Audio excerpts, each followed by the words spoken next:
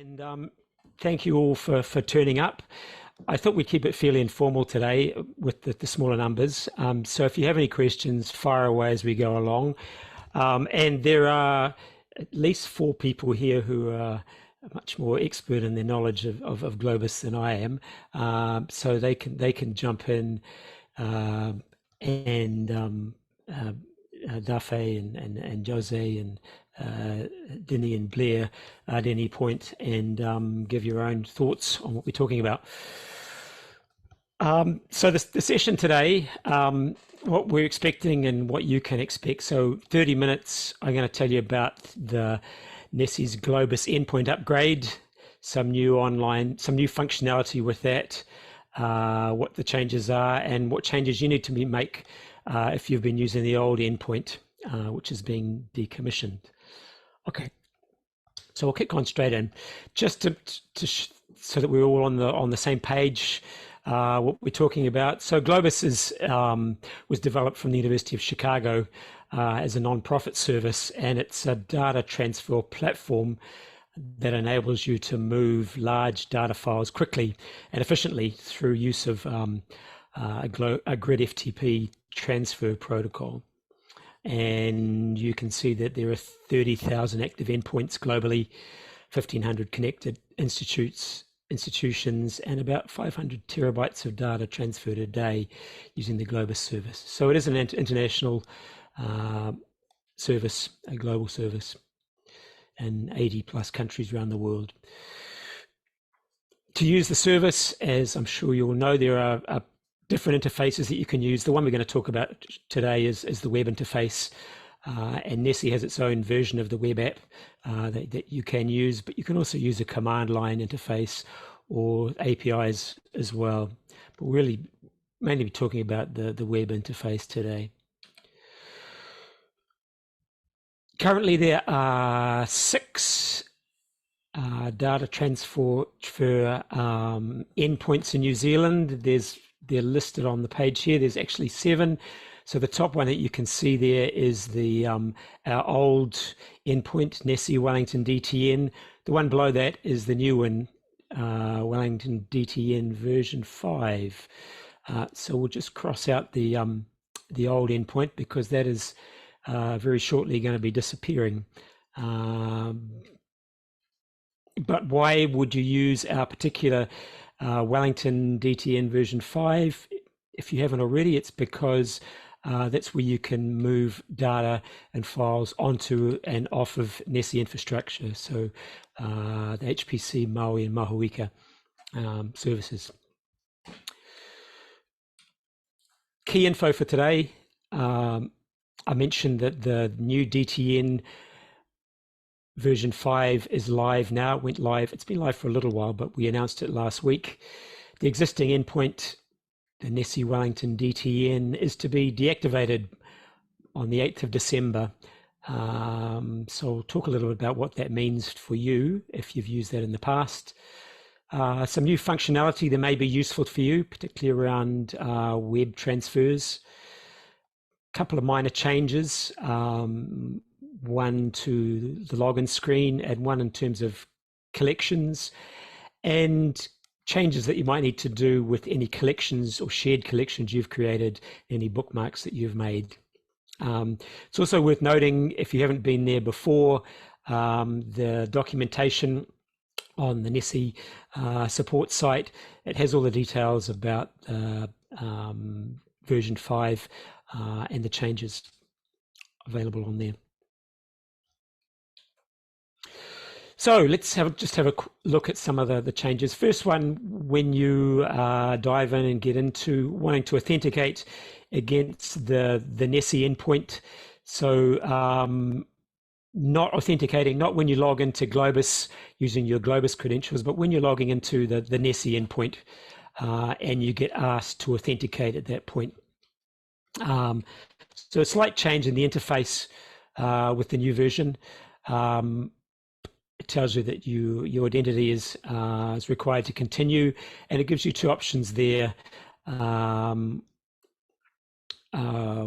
So here's me. I've got my own NeSI ID, and I can link another any identity. So if I click on either of those, I get through to a new authentication screen where, as in the past, you put in your username, which is the username that you use for Maui and Mahuika, and the password, which is your standard password, first factor, plus the second factor, which is using the authenticator code. So in the past, that wasn't obvious when you're logging in. So it's nice the new login gives you a reminder that you need to add in that authenticator token at the end of your password.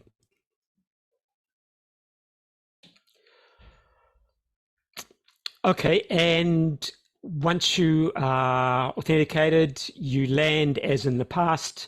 The default directory is the for the DTN is your home directory. There are 3 directories, Maui Mahuika, that are in storage that are available to you. The default one, as I said, is the home. There's also the no backup directory, and your project directory in NeSI, which is read-only. So you can transfer files out of there, but you can't transfer into it. So the interesting change with the new version of the endpoint that we have is the ability to use web upload and downloads, which weren't available in the older version. What does it mean? Well, basically is instead of having to transfer files between endpoints, as you've done in the past, you can now upload or download files directly via your web browser. So you see that there's an icon there highlighted for upload.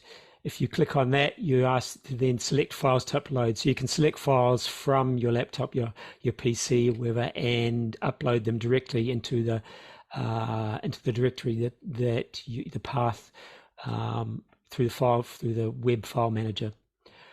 The same with downloading. You're able to select a file and download it, selecting the download icon there, and it'll download directly to your desktop. 2 points to note about that. One is with the download, you can only download single files, so you can't select multiple files and download them all together, and you can't download a directory. So a little bit slower, but it is still quite useful if you're wanting to download directly. So up till now, with our the NeSI endpoint, you needed to transfer to another endpoint directly, or transfer down to set up a personal endpoint on your PC or laptop and transfer there. With the web download, you can do that directly. The file transfer speed will be a bit slower than if you're using the transfer, but still useful particularly for smaller files. Any comments or questions so far? No? Everybody okay? Maybe a key point to highlight on that, Brian, is that that also applies to being able to share stuff directly to download as well. So right. Yes. Yeah. If you need to share data with a collaborator in some way, shape, or form, but you don't want to make them go through the rigmarole of installing the Globus personal endpoint just to get at that data, then it's makes that much easier. Yeah, thanks, Blair. Yeah, particularly in the past, we've had requests from some international organisations who New Zealand researchers want to share data with, and for them to set up a personal endpoint at their end is another step or logistics to manage that. So yeah, with the web download, now that they can do that directly and sharing the data.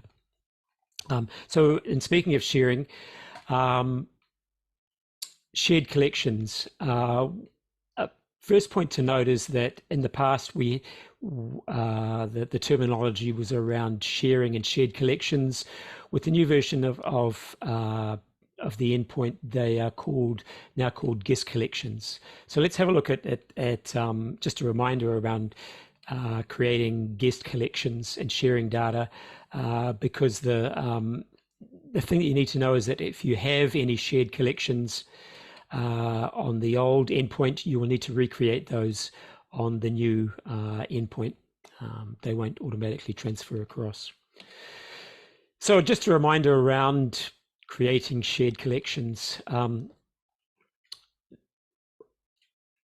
One easy way to do it is to be in the particular directory that you want to share, or the folder you want to share, highlight that and click on the share icon. At that point, Globus will ask for your consent to help manage collections on the endpoint on your behalf. Once you continue on that, you go to, as it's called now, the guest collections, where you can add a guest collection. Set up permissions around that guest collection. So having done that, you can see here, because I selected one of my folders or directories, it's now populated that as the directory to be shared. I could browse in there and select another one. I give my new guest collection a title, a name. I can add a description and some keywords to help remind me what it's about. And I can then create that collection. Once I have created that collection as a guest collection, I then need to want to share it with someone, because straight off it's not shared with anyone except myself. So here you can see that users who have access to this new test collection that I have is really just me. So you can see they're highlighted: add permissions, share with. So if we click on that add permissions, we can then share my new test collection with an individual user or with a group of users. So with an individual user, I can add their email there and add permission, and I can give them read or write access to that folder, and and they will get sent an email. That user will get sent an email with the link through to that guest collection that they have access to. If I want to share with more than one person, I can create a group of users to share my guest collection. So I can do that going into my groups through my web app. This is a list of groups that I have personally set up to different folders and different groups of data. You can see in the top right there, I can create a new group. If I do that, once again, I can give the group a name, a description. You can see that I'm the administrator. I can make the group visible to all Globus users or just group members, and I can create that group then. As you can see, once I've created the group, I can go and look at that group. The overview, yes, I'm the administrator of the group. If I want to add members to the group, I click on the member icon there, and currently there's just me, so I can invite others to join the group. And again, they'll get an email inviting them to join up and become a member of that group. So, so with the new DTN, the key point is that you need to recreate any shared groups or guest collections, as they're now called, before the 12th of December. The old ones will disappear. So if you do have shared collections, and I know that 14 of our users do, and there are, I think, 26 shared collections on the old NeSI endpoint, you'll need to recreate those. I'm not sure if any of you have. Most of the people that I've contacted have said that they are quite happy for those shared collections to disappear. They were used as a one-off to share a particular set of files or data with the group of people, and they're no longer needed. Let's just loop back at this point to what we were going to talk about in the in the session today. So I think we've covered most of the points there. Actually, one thing that I haven't mentioned was the bookmarks, and I don't know that maybe I'll let me just see if I can go back to a screen that might have had the so from this screen there you see the icon for the bookmarks, second from the top left. It's where you can create any bookmark from any endpoint that you're located on. Again, the bookmarks that you created in the old endpoint, if the bookmark is pointing to the old endpoint, you'll need to create another bookmark to the new endpoint or to new shared collections. The bookmarks as a whole will still be there in working with the new endpoint because they're stored with the web app rather than on the endpoint. But as I say, if the bookmark that you've created was to the old endpoint, you need to create a new one to the new endpoint, if that makes sense. Are there any questions on any of that, the guest collections or anything else on the web downloads or on bookmarks, or generally about Globus that you have?